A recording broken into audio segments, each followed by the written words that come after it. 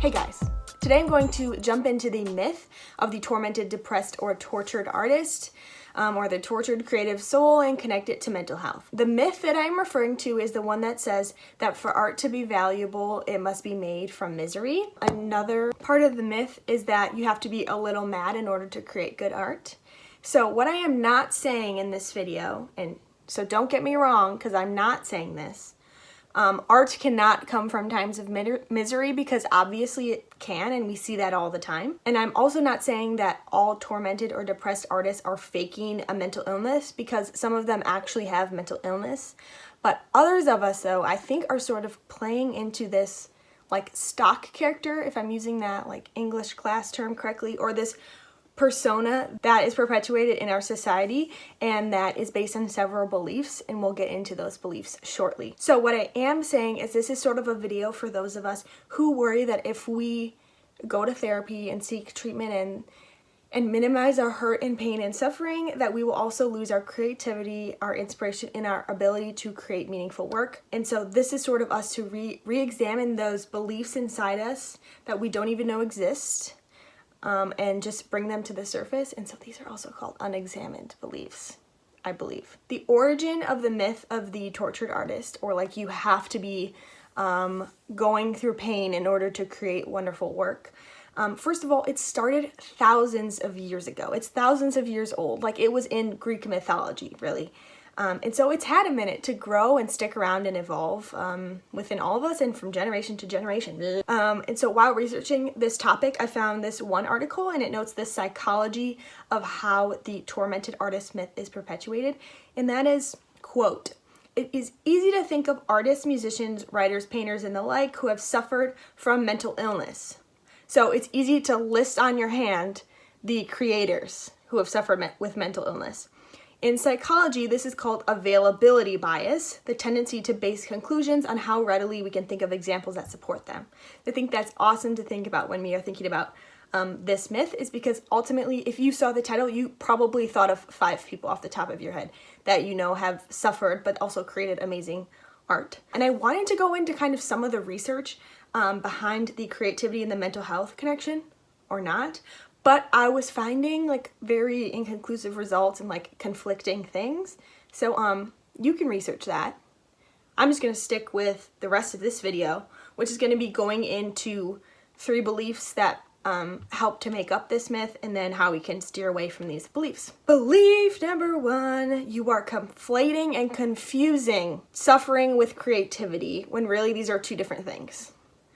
Okay, it's not like suffering leads to creativity, or creativity leads to suffering. It's like they're 2 separate things, and sometimes they're correlated, and sometimes we can help correlate them for our brains, which I think is what we do. Those 2 can interact, obviously, but as Raymond Carver, an American short story writer and poet, said, "Any artist who is an alcoholic is an artist despite their alcoholism, not because of it."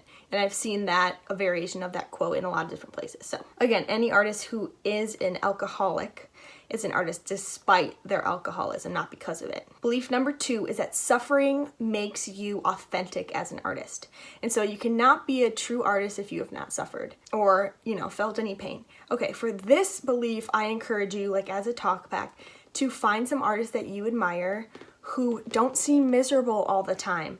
And then hopefully you can see that their lack of misery still exists with an abundance of creativity and authenticity as an artist. Does that make sense? So like a new hero that's not grounded in misery, but that is a creative type and likes their work. I mean, what a concept, right? Heaven forbid you actually like your chosen vocation, which is a quote from Big Magic by Elizabeth Gilbert, which I highly recommend that book. That is sort of what sparked this topic for me. Belief number 3 is misery makes you a more complex and therefore a deeper person with more pain, and therefore you create better art. The problem with that belief is that misery is making your pain deeper. So that part of yourself, sure, you're becoming a deeper person of that part of your miserable self, but your relationships and your relation to yourself are becoming more troubling, and so that doesn't make you a deeper person. That makes you a more shallow person to others and to yourself. So that's sort of how I talk back to that one. And then how can we veer away from these beliefs and ultimately the greater myth? Because like I said, these 3 sort of beliefs that I outlined really just make up the greater myth. So flowchart, you know? Okay, so let's veer away from them. So first, which we're already doing in this video, which is so great. Like you've already done step 1, essentially, part of it. Examine underlying beliefs as best as you can. A lot of times it's impossible to examine an underlying belief because you don't think about it. It's like unexamined, like it's not in the forefront of your brain. But how you can get better at that is just, honestly, it's reading more, because I found this topic through a book I was reading. So reading more, listening to more podcasts, and like things that you don't always listen to. So you can start to have these like original thoughts and like questioning things about yourself based on knowledge that you obtained from these like other sources. Also talking to people or like befriending people that like maybe don't think the same as you, or like they like post interesting content and you're like, huh. You don't have to agree with all of it, but you should let it like open a little part inside of you. Okay, it's getting a little bit too preachy, so I'm gonna go to number 2.